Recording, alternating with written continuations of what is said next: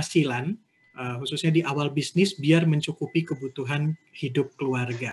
Nah, pertanyaan ini saya mau mengundang yang dari tadi kita simpen-simpen. Nah, Ibu Dumasi Samosir Wongso. Selamat sore Ibu Dumasi.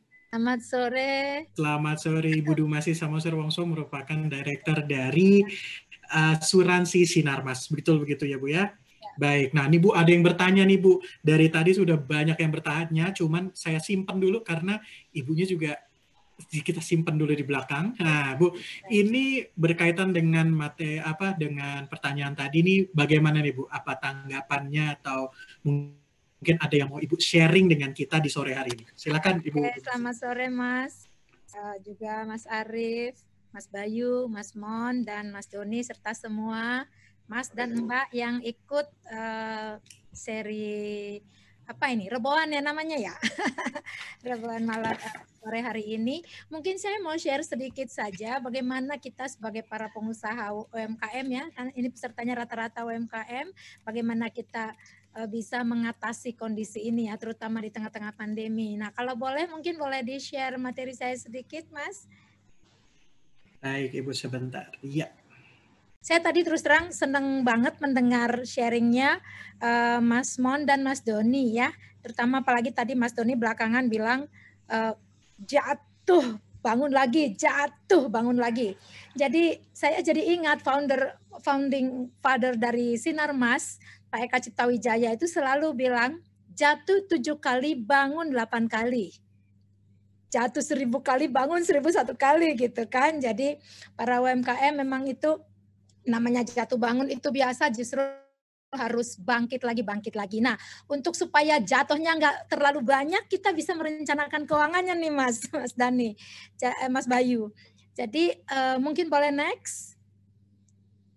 Ya, jadi ini mungkin angka-angka yang saya yakin kita semua sudah terlalu sering melihat angka ini disajikan bergerak terus mulai dari bulan April kemarin baru angka 1 juta, sekarang katanya 4 juta dan seterusnya.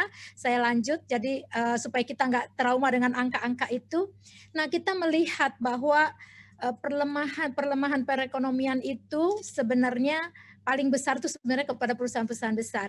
Ya, malah sekarang tuh sebenarnya UMKM tuh menjadi tulang punggung dari negeri kita ini. Nah, tapi tetap aja ada impact-nya kepada UMKM. Saya langsung ke yang berwarna kuning di sini, di mana mungkin ada banyak juga UMKM yang mungkin bisnisnya nggak matching atau tidak bagian bisnisnya itu adalah mungkin yang sekarang ini menjadi prioritas kesekian dari para perusahaan ataupun para pelanggannya selama ini misalnya ya.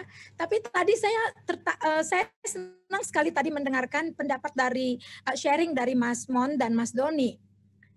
Ini tadi bisnis mereka berdua sebenarnya mas-mas yang hebat ini sebenarnya bisnisnya mungkin yang bukan yang skala prioritas dalam rumah tangga ya, lebih ke lifestyle.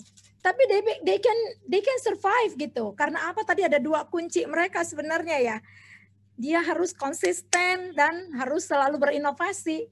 Tadi juga disarankan di situ bagaimana tadi berikan service lain gitu kan. Jadi jadi sebenarnya kita sebagai adik-adik nih di sini semua yang bisa sebagai UMKM itu sebenarnya bisa, you can create needs. Cuma kita harus jeli sekarang apa yang needs, apa yang mungkin kita bisa create di tengah pandemi ini, di tengah-tengah setiap orang akan lebih banyak menyimpan uang saat ini adalah mungkin di kasur, mungkin di tabungan, mungkin di mana gitu ya, karena cash is the king. Ya, dampaknya tadi terutama untuk UMKM mungkin ini jadinya kegiatan usaha mungkin menurun, yang biasanya datang nggak datang lagi, biasanya servis motor ataupun ganti oli rutin, sekarang nggak lagi karena nggak bepergian, berkurang kan pemakaiannya gitu ya. Padahal dia mungkin motornya itu mungkin masih kredit sehingga dia nggak bisa memenuhi kewajibannya, ya kan?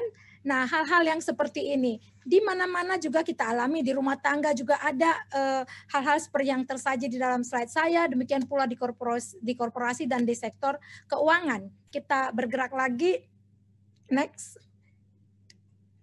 Nah, lalu apa yang harus kita siapkan di tengah tadi yang warna kuning tadi, apa yang harus kita lakukan? Nah, kita harus merencanakan keuangan dengan tepat. Yaitu dengan cara seperti apa? Nah, yang pertama nih, kita sebenarnya mesti ngelihat apakah kita sudah melakukan risk profile. Kita harus melihat profiling our risk sebagai usaha. Kita apakah sudah, kita harus membuat profiling risk kita untuk melihat, oke, usia saya sekian, saat ini jenis usaha saya ini, penghasilan saya ini, saya sudah menikah atau punya anak 3 atau masih single dengan usaha yang seperti ini, pengalaman investasi saya seperti apa gitu kan, apakah do I need a diversification gitu, apakah aku harus mendiversify bisnisku saat ini gitu ya. Jadi kita harus memprofiling dulu ini. Kita di saat pandemi gini, kita nggak bisa lagi asal jalan aja. Ya udah asal jalan aja. Tetap kita harus benar-benar meneliti satu persatu. Lalu kita juga mengukur, kita harus menghitung keuangan. Saya melihat rata-rata UMKM itu, bukan rata-rata, mungkin banyak UMKM yang tadinya sudah maju lalu turun, itu karena mereka tidak piawai dalam mengatur, melihat, membaca financial statement-nya. Mungkin ketika banyak sekali order, langsung uangnya itu dipakai untuk something yang mungkin tidak related ke the business. Jadi inilah perlunya kita melakukan berhitung gitu. Kekayaan kita dari bisnis ini berapa, terus itu ada terdiri dari apa. Kalau ada aset, aset itu harus diproteksi. Ada banyak orang saat ini yang di saat pandemi membatalkan ataupun tidak mengasuransikan lagi asetnya karena dianggap ini kebutuhan berikutnya, bukan prioritas. Tapi hati-hati, karena di tengah pandemi ketika kita tidak terproteksi oleh asuransi, misalnya dia punya gedung, asetnya ada gedung atau mobil atau motor tadi. Motor-motor tadi mahal loh, dibuat dimodifikasi itu keluar uang banyak. Tidak diasuransikan, kalau terjadi apa-apa, blas langsung hilang. Ya, kemudian kita harus berhitung lagi, ada hutang kah?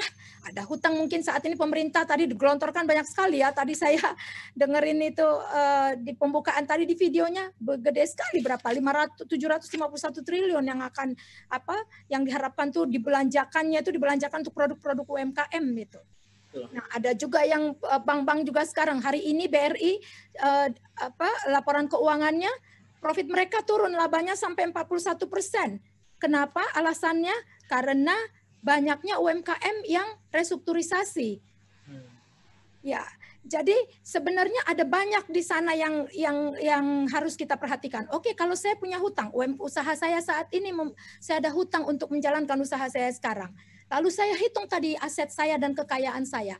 Kalau saya punya kekayaan uang dikirim misalnya 100, hutang saya cuma 50, what should I do? Apa mendingan aku bayar dulu hutang ini supaya tidak harus membayar bunga, atau kalau memang ada bank yang mau memberikan restrukturisasi, direstrukturisasi gitu ya. Nah, kita harus berhitung di situ. Kemudian kita harus melihat cash flow-nya kita juga, bagaimana mana lebih besar pendapatan atau pengeluaran.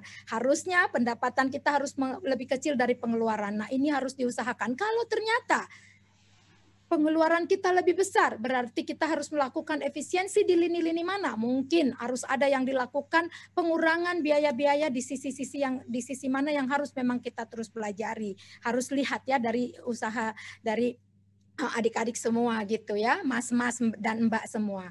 Lalu goals, kita harus punya goal. Jadi dari awal itu saya yakin nih Mas Doni dengan Mas Mon, waktu di awal mereka kan tadi katanya Mas Doni apalagi dulu kerja ya sebelumnya gitu kan. Bener ya Mas?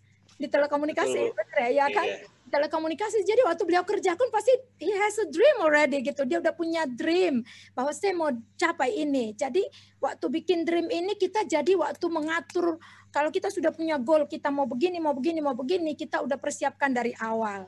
Nah, goal utama kita harusnya adalah cash flow kita harus selalu positif at any time.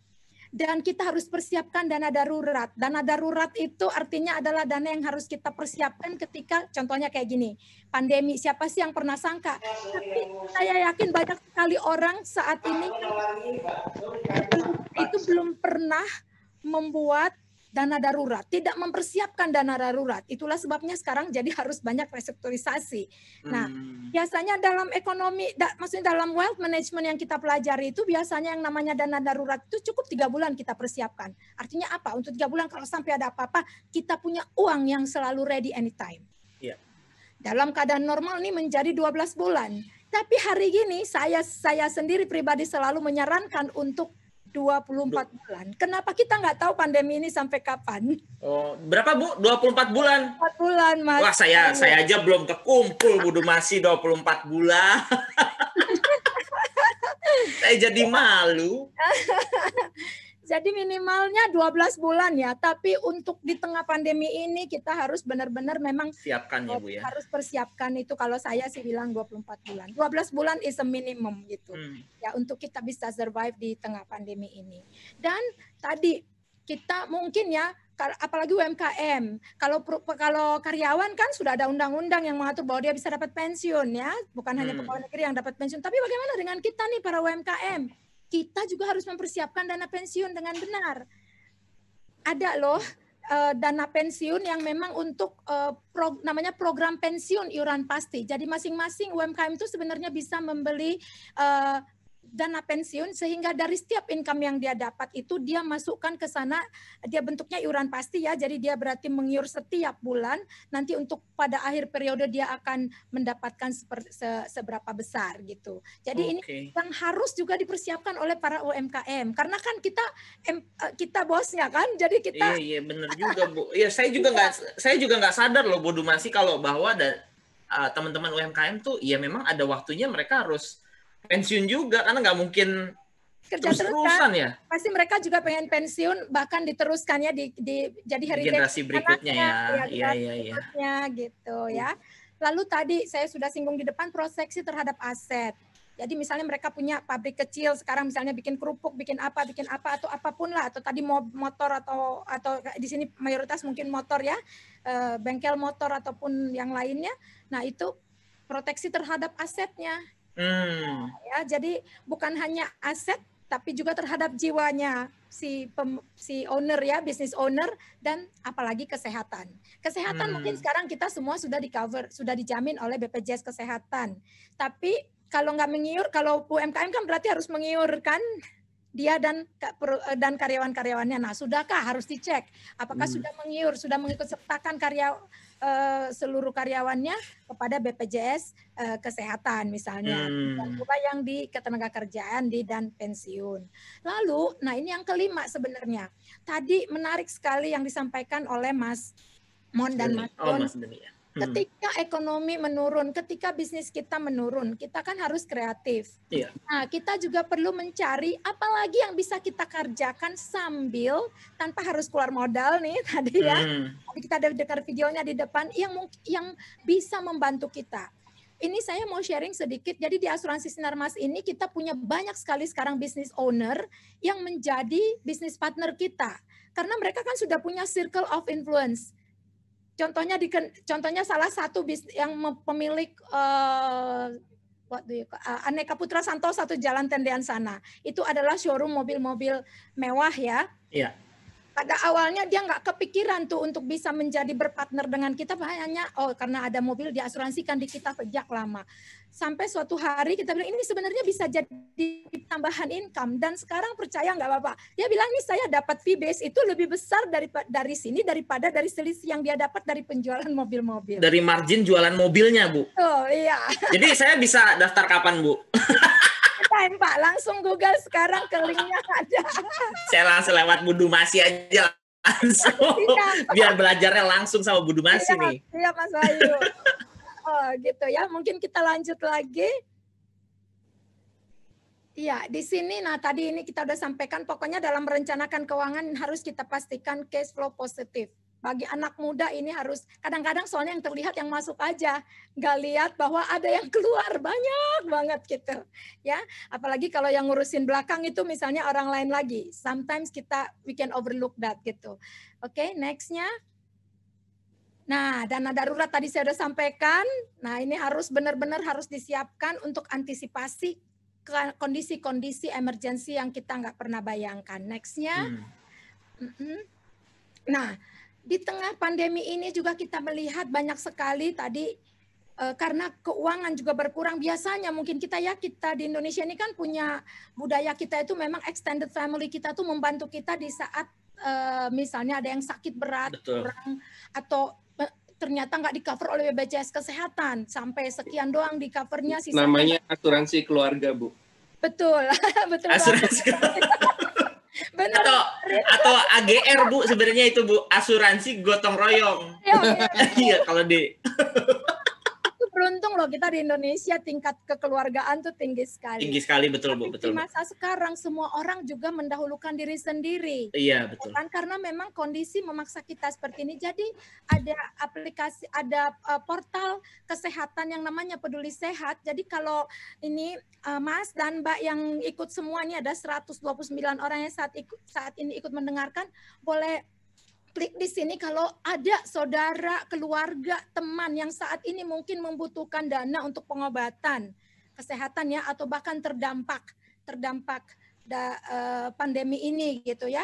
Itu bisa Bapak Ibu tuh atau Mas dan Mbak bisa menjadi campaigner loh.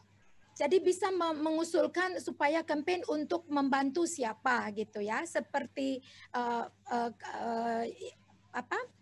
portal-portal untuk pengumpulan dana lainnya. Nah, di sini tapi spesialisasinya adalah tadi khusus untuk kesehatan. Khusus untuk yang pengobatan gitu ya, untuk pengobatan. Jadi ini di tengah-tengah pandemi kita bukan hanya menyelamatkan usaha kita masing-masing, tapi kita juga membantu orang lain, itu kan jadi berkah ya. Biasanya kalau kita lakukan do something good itu kan Tuhan juga nggak tutup mata, tingkap-tingkap langit buka untuk memberkati kita semua gitu ya. Ini mungkin sedikit info. Lalu nextnya dana pensiun. Nah tadi sudah singgung di depan, jadi ini juga ada namanya PPIP, Program Pensiun Iuran Pasti. Ini juga kalau nanti Mas dan Mbak tertarik, ini sebenarnya nanti ya kita akan ada kelas-kelas juga ya. Iya, betul. Langsung kepada produk-produknya ini sekilas kita berikan gambaran bahwa untuk memproteksi diri sendiri itu sebenarnya banyak sekali. Untuk memproteksi usaha kita itu banyak sekali yang harus kita pikirkan, yang mungkin selama ini belum pernah terbayangkan oleh kita atau tidak pernah terpikirkan oleh kita. Oke, nextnya mungkin, pokoknya kita kan maunya pensiun harus senang, bahagia. Pensiunnya harus bahagia, Bu. Betul. Dan bahkan mungkin lifestyle-nya lebih enak daripada sebelum kita pensiun. Gitu betul, kan betul. Tujuannya ya. Oke, jadi tadi goals-nya ini kita harus memproteksi aset jiwa dan kesehatan. Tadi melalui apa? Bisa dengan transfer of risk ke asuransi atau melalui tadi hal-hal lain mungkin yang bisa kalau ada yang saya mau self insured bisa saja. Ya, bisa saja, tapi yang namanya self insured kan nunggunya lama tuh ya. Betul. Kalau melalui prinsip asuransi kan dia karena sudah nilai caranya sendiri sudah bergotong royong gitu ya. Ada law of last number yang bergerak di situ, seluruh masyarakat ikut bergotong royong untuk bersama-sama menjadi full fund sehingga bisa dengan cepat membayar siapapun yang mengalami kejadian gitu ya. Iya gitu Pak. Wah, ada lagi Mas Bayu slide-nya saya. Ini masih ada nggak kayak slide-nya? Masih ada Bu sedikit ini kayaknya. Nah ini dia kuncinya di sini ya. Iya betul Bu. Termasuk Mas Doni dan Mas Moni ya. bisa menjadi bisnis partner kita loh Mas. Motor-motor itu sebenarnya kita bisa bundling juga atau bahkan sebenarnya memperkenalkan produk-produk asuransi kepada para klien-klien dari Mas Don dan Mas Doni dan Mas Mon gitu ya. So ini yang tadi saya ceritakan. Jadi sebenarnya ya kita bisa memperluas usaha, sama sekali nggak mengganggu usaha yang sekarang dijalankan. Bahkan bisa enhancing karena apa? Karena nanti akan bertemu dengan bisnis partner lainnya, bahkan mungkin bisa jadi melonjak. Klien baru ya Bu ya? Klien baru dan mereka mungkin karena rata-rata bisnis partner kita itu kan memang bisnis owner, jadi mereka bisa lebih cepat lagi berkembangnya gitu. Nah di sini kita bisa tadi bareng-bareng ngerjainnya sambil usahanya nggak ditinggalkan loh. Cuma tadi kan usaha menurun misalnya, yang datang sedikit, dipakai waktunya untuk ini dan tidak harus pergi sendiri. Kita bisa dibagi, bahkan bisa referensi aja, kasih namanya di refer ke tim kita, nanti tim kita yang akan follow up. Biasanya begitu udah dapat uang pertama, lu nggak usah pergi, gue yang pergi sendiri, lu nggak usah urusin, gue yang urusin sendiri, gitu biasanya pengalaman kita Mas. Langsung termotivasi ya Bu ya. Iya benar. Nanti Mas Doni kalau mau ikut ini hubungi saya ya Mas. Gitu ya. Pokoknya Mas Doni, Mas Arif, Mas Mon kalau mau bergabung di asuransi nama hubungi saya. Nanti saya akan hubungi Bu. Sebelum ada pertanyaan ini saya mau tanya ini, Bu, kalau ada suaminya mau suka modif motor atau mau boleh nggak? Saya itu sebenarnya suka naik motor loh dari dulu. Beneran, Bu? Tapi sekarang kan sudah tua, udah nggak lagi. Cuma Oh. dulu waktu dari saya SMP tuh saya naik motor loh. Wah, Bu Dumasi harus coba berkunjung ke tempatnya Mas Doni, studio motor di Bintaro, Bu. Pasti nanti datang. Karena kalau Ditunggu, custom Bu. itu, Bu, bisa dibuat motornya jadi nyaman. Nah, itu penting. Itu penting, Bu. Saya ini hobinya agak, kalau nyetir tuh agak balap, naik mobil. Waduh, ini bahaya nih. Ini cocok. Sekarang udah tua. Enggak, Bu, tapi yang penting jiwanya, Bu. Nah, jadi buat Mas dan Mbak itu kalau mau bergabung menjadi bisnis partner juga gampang sekali, tinggal klik di atau scan di sini dan juga ke Bitly-nya ya. Nanti Oke. juga mungkin di yang berikut-berikutnya kita akan juga bisa memberikan sesi-sesi lainnya lah ya, Mas Bayu. Nah, seru-seru, Bu. Nanti kita akan siapkan sesi-sesi yang menarik juga, karena kadang gini, orang kan ngelihatnya kalau, waduh, asuransi nih, gitu kan. Padahal sebenarnya banyak buat pelaku bisnis terutama ya. Saya kan juga punya bisnis UMKM ya, Bu ya. Iya. Kadang-kadang kita sebagai aktuator ya, kita yang memplanning, kita yang eksekusi, tiba-tiba saya sakit misalnya. Betul. Kan itu bisnis bisa berhenti sebenarnya. Nah, itu hal-hal kayak gitu kadang-kadang banyak masyarakat di Indonesia tuh belum berpikir, oh ya juga ya gitu. Tapi kalau setelah kita bukakan kayak tadi Ibu cerita bahwa dana darurat 24 kali, saya ngumpulin 12 aja belum, Bu. Ya, ini 24 kali loh Mas Arief, luar biasa ini. Saya nabungnya belum 6 udah buat modif, Mas. Nah, itu dia masalahnya. Saya tuh baru menyentuh 12 nih, baru 10 kan, ke 12 tinggal 2 lagi kan. Iya. Kayaknya cukup nih modifikasi motor Scorpio nih.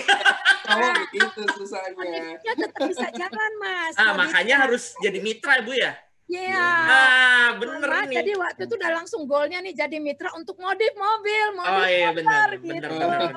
Ide yang menarik. Mas Doni ini jadi solusi bagus loh, Mas. Jadi kalau misalnya ada customer datang, dia bilang, saya mau modif, budgetnya berapa? 30 juta. Wah, nggak cukup. Budget di kita minimal 50 juta. Mas Doni bilang gitu kan? Ya. Wah, saya kurang 20 juta dong. Makanya jadi mitra kita. Gitu, Mas. Saya pinter, Bu, kalau dagang. Betul, gitu.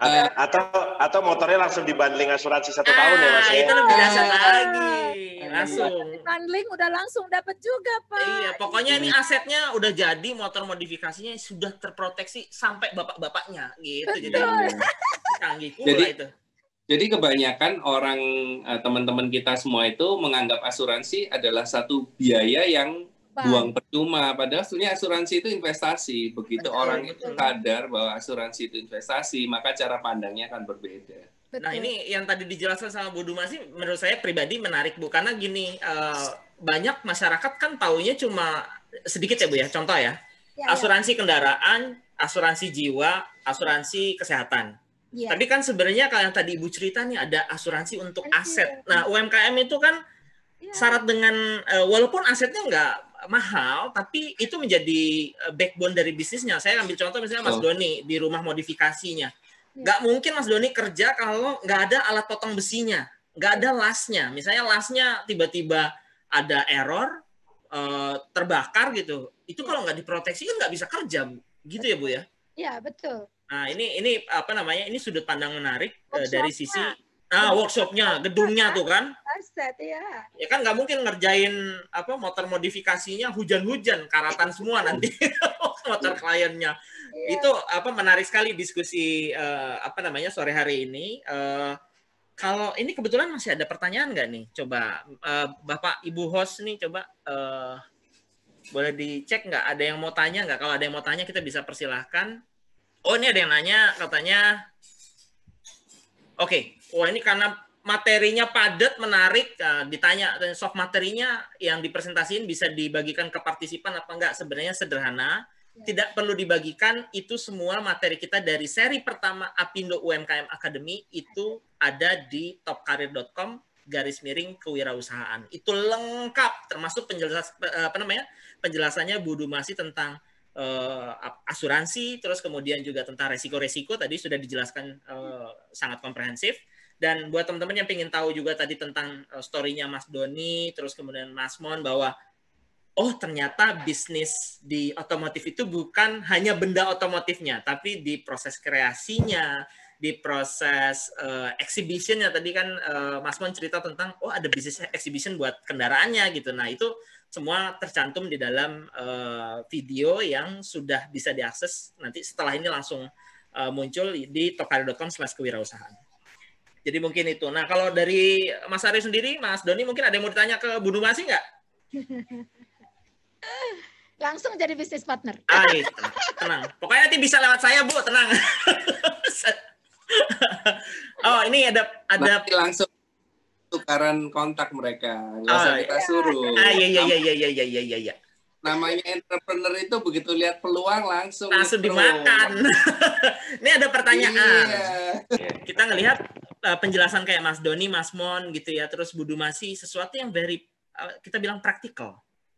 Ini kan yang diceritain praktis nih, bukan textbook bahwa X sama dengan Y sama dengan Z itu kan susah. Tapi kalau yang Mas Doni ceritain, Mas Mon ceritain sama Bu Dumasi ceritakan adalah hal-hal yang praktis. Jadi teman-teman pelaku UMKM akan, oh iya, esensinya itu ya. Nah ini sebagai penutup karena kita sudah jam 5 kurang 2 menit ya. Jadi saya kasih kesempatan closing statement. Nah ini pas nih. Terakhir saya berikan kesempatan ke Bu Dumasi nih. Nah ini yang paling cantik di antara kita ya kan, yang semangatnya justru lebih muda dibandingkan kita. Silakan Bu Dumasi. Dan mantan bikers cewek suka. Wah, ini dia. Silakan Bu Dumasi, closing statement. Jadi saya mungkin sedikit aja, tapi ini tadi bisa sekaligus menjawab pertanyaan yang terakhir tadi mengenai manpower. Jadi bagi para UMKM apalagi pemula, tadi kan concernnya itu adalah bagaimana dalam penggajian. Nah, usahakanlah waktu membuat itu dari awal diatur based on performance. Jadi waktu tadi kan kita memang harus trust ya, juga harus ada saling pengertian dengan karyawan kita. Tapi dari awal supaya mereka bekerja dengan sepenuh hati, kasih remunerasinya itu diberikan based on performance-nya. Karena dengan demikian, bila perlu diiming-imingi dengan sesuatu yang mungkin kalau dia menghasilkan sesuatu, dia akan dapat sesuatu. Dengan demikian, setiap orang yang bekerja dalam perusahaan ini, dalam UMKM ini bisa giving their best. Karena dia merasa this is mine also. Ini juga bagianku. Aku turut andil di dalamnya waktu membuatnya gitu. Itu mungkin dari saya. Thank you. Mantap Bu, ini kayak di asuransi Sinarmas kan kalau dapet insentif jalan-jalan Bu ya. Kalau butuh penggerek koper hubungi saya Bu, nanti saya temani, tenang. So hari ini kita sudah tuntas ya, dari jam 3 kita full diskusi dan saya jujur ini diskusinya menariknya luar biasa karena salah duanya adalah Mas Arif juga ternyata senang otomotif, saya pun juga senang yang berhubungan dengan otomotif. Jadi ini kayak diskusi yang ngebahas hobi kita masing-masing ya. Jadi buat para istri, mohon maaf, khusus cowok banget.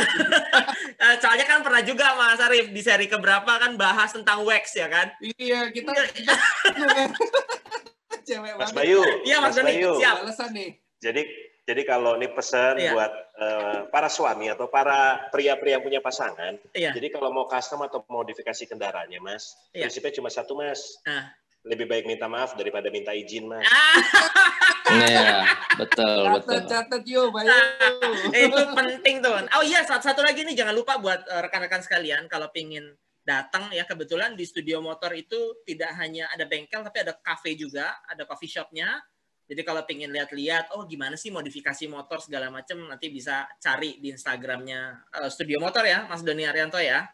Jadi ada saya tunggu Bu Dumasi mampir ya Bu, sini ya Bu ya. Follow tadi Instagramnya Mas. Makasih banyak Bu. Saya juga janji ke Mas Doni main, belum kesempatan nih. Nanti kebetulan Mas Arif ada di Jakarta, mau saya ajak ke Studio Motor nanti. Oke, so Mas Mon terima kasih banyak, Mas Doni thank you so much buat inspirasinya hari ini. Seperti biasa fasilitator paling keren Mas Arif, thank you juga buat waktunya dan energinya dan ilmu pengetahuan yang kita share bareng-bareng di sini. Kemudian Bu Dumasi thank you banget buat pencerahannya. By the way, hari ini itu ada kejutan menarik dari asuransi Sinarmas. Jadi akan ada 100 voucher yang dibagikan kepada 100 partisipan hari ini, itu bentuknya kalau nggak salah free ini ya Bu ya, medical check up ya Bu ya? Iya. Wah, free medical check up 100. Jadi tapi kita nggak bisa ikut Mas Arief. Karena saya baru medical check up tadi pagi, salah infonya. Aduh, itu aku minta maaf loh Mas Arief. Ini kebetulan. Jadi nanti akan diumumkan oleh Dani untuk ininya. Oke, jadi saya terima kasih sekali untuk nah ini dia nih, tinggal dilihat. Ini bisa diberikan pada 100 peserta yang sudah join. Terima kasih atas waktunya. Saya serahkan kembali ke Dani. Silakan Dan. Baik, terima kasih Mas Bayu. Sekali lagi seperti tadi sudah disampaikan oleh Mas Bayu, untuk 100 orang terpilih yang sudah mengikuti sesi webinar hari ini akan mendapatkan voucher dari asuransi Sinarmas untuk voucher pemeriksaan laboratorium, kurang lebih seperti itu. Jadi tunggu saja. Jangan lupa cek-cek email ya, pastikan semua 100 orang tersebut nanti akan kita informasikan melalui email ya, dan setelah itu jangan lupa voucher ini hanya berlaku sampai akhir bulan September ya Ibu Dumasi ya. Jadi untuk betul. Jadi pastikan yang sudah menerima ambil waktunya untuk tes check up tersebut, karena nanti sayang udah dapat tapi keburu kadaluarsa. Terima kasih kepada seluruh narasumber yang sudah berpartisipasi pada sore hari ini dari jam 3 tadi. Terima kasih Mas Doni, Mas Arief Budiman, Ibu Dumasi, Mas Bayu, dan Mas Mon yang sepertinya tadi ada kendala di jaringan atau handphonenya lowbat. Jadi mungkin pamit duluan kepada seluruh peserta. Terima kasih sekali lagi kepada narasumber dan yang sudah berkenan pada sore hari ini. Terima kasih atas nama Apindo UMKM Academy, pamit undur diri. Assalamualaikum warahmatullahi wabarakatuh. Selamat sore. Assalamualaikum warahmatullahi wabarakatuh.